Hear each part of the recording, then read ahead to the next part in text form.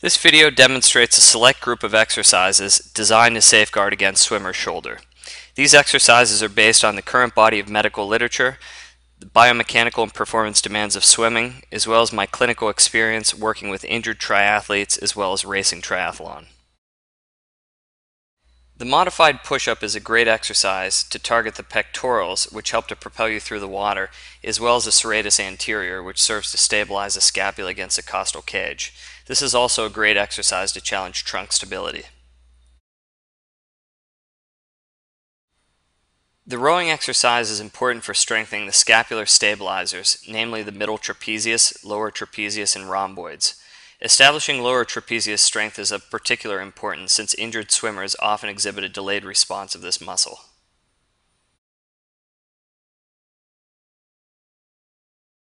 Shoulder extensions are important for swimmers to improve strength of the latissimus dorsi and posterior rotator cuff musculature while emphasizing upright posture. Strengthening the lats is critical for swimmers as they work along with the pectorals to help propel you through the water. By positioning the performer in a tall kneeling position, one can further train trunk stability as well. Shoulder external rotation, or what's commonly referred to as shoulder W's, are a classic rehab exercise to improve strength of the scapular stabilizers and rotator cuff musculature, namely the lower trapezius, infraspinatus, and teres minor. It should be mentioned that performing this exercise with excessive resistance should be avoided since a rotator cuff is optimally trained between 40 to 60% of a max effort.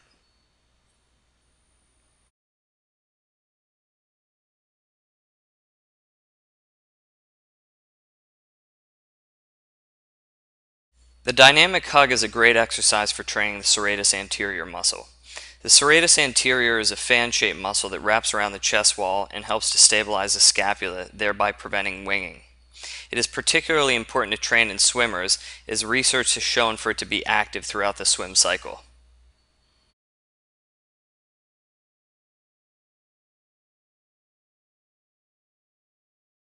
Given the role of the shoulder internal rotators in swimming, it's important to ensure adequate strength and endurance of this muscle group.